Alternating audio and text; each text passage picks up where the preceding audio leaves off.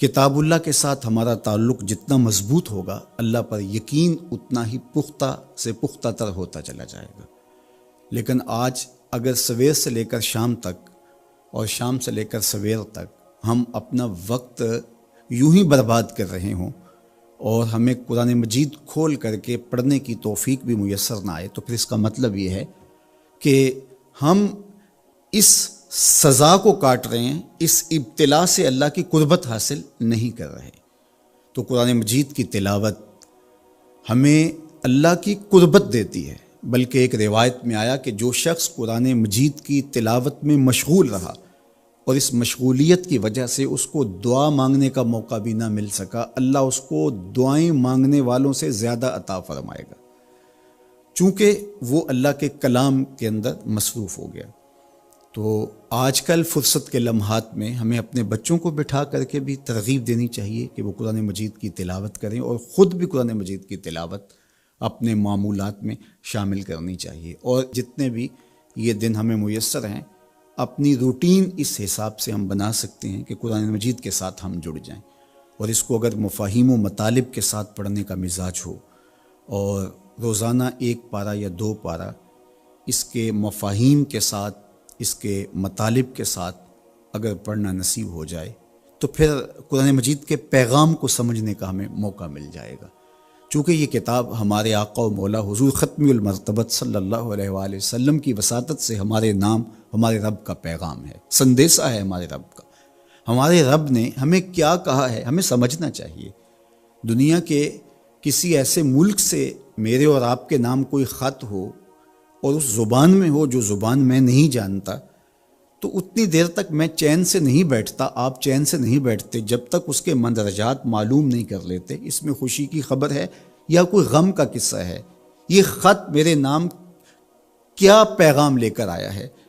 تو صاحب یہ قرآن حضور کی معرفت، ہمارے نام ہمارے رب کا خط ہے۔ تو ہمیں دیکھنا ہوگا کہ اس کتاب نے ہمیں کیا پیغام دیا ہے، اس کتاب کا حکم نامہ ہمارے نام کیا ہے، اور پھر ہم اس کتاب کو اپنی زندگی میں اتار کر کے اپنے شب و روز کے اندر شامل کر کے اس کی تعلیمات کو ایک پاکیزہ اور ستھرے مسلمان بن کے ابھر سکتے ہیں۔ تو اس موقع سے بھرپور فائدہ ہمیں حاصل کرنا چاہیے۔ اس کی تلاوت بھی کریں،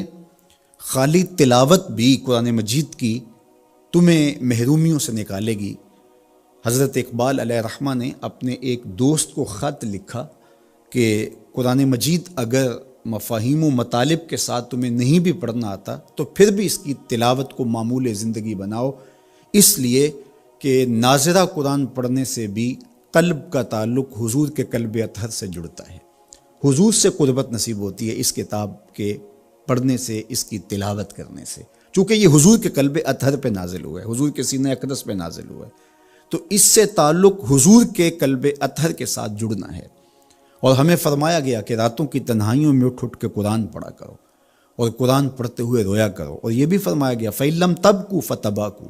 اور اگر رونا نہ آئے تو رونے کی کوشش کیا کرو، تکلف کے ساتھ اپنے اوپر وہ کیفیت طاری کرو کہ تمہاری آنکھیں آنسوؤں کا خراج دیں اس قرآن کو پڑھتے ہوئے۔ کیا یہ تصور تھوڑا ہے کہ جب تم قرآن پڑھ رہے ہو تو اس خیال میں ہو کہ میں اپنے رب کا کلام پڑھ رہا ہوں؟ فرمایا تمہارا رب سے ہم کلام ہونے کو جی چاہے تو قرآن کھول کے بیٹھ جاؤ، یہ رب سے ہم کلام ہونا ہے۔ حضرت داتا گنج بخش علی حجویری علیہ الرحمہ سے ایک مرید نے کہا حضرت اگر رونے کی کوشش کریں تو پھر بھی رونا نہ آئے تو فرمایا پھر اپنے مقدر پہ رویا کرو، تم اتنے سنگ دل ہو گئے ہو کہ تم رونا بھی چاہتے ہو لیکن تمہاری آنکھیں آنسوں کا خراج نہیں دیتی۔ تو اس کتاب کے ساتھ جڑ کے، اس کتاب کے ساتھ وابستہ ہو کے، اس کے ساتھ تعلق خاطر قائم کر کے اپنی زندگی کو سنوارا جا سکتا ہے۔ یہ کتاب زندگی ہے، یہ نسخہ حیات ہے، نسخہ کیمیا ہے۔ فاش می گوئم آنکھ در دل مزمرست، این کتاب نیز چیز دیگرست۔ اقبال نے کہا اگر میں کھل کے بتا دوں جو میرے سینے میں پوشیدہ ہے، یہ کتاب نہیں، یہ کوئی اور ہی چیز ہے، یہ زندگی بخش ہے، یہ حیات آفری ہے، اس کا ایک ایک لفظ نور دیتا ہے، اس کا ایک ایک حرف اجالے بانٹتا ہے۔ بلکہ وہ لوگ جو اس کتاب سے زندگی حاصل نہیں کرتے اور اس کتاب کے ہوتے ہوئے بھی محرومیوں کا شکار ہے، تو بڑی خوبصورتی کے ساتھ اقبال نے تنقید کی اور سوئے ہوئے ضمیر جگانے کی کوشش کی. ببند صوفی و ملا اسیری حیات از حکمت قرآن گیری با آیاتش ترا کار جزی نیست کیا از یاسین او آساں بمیری. اقبال کہتے ہیں تو جاہل صوفی اور کاہل ملا کے ایسے پھندے میں پھنسا کہ تو نے قرآن سے زندگی تلاش نہیں کی. قرآن کی آیتوں سے تجھے صرف اتنا سروکار ہے، جب تیرے بوڑھے کی روح اٹک گئی تو سورہ یاسین لے کے بیٹھ گیا کہ میں اس کی تلاوت کروں اور اس کی روح آسانی سے نکل جائے. اقبال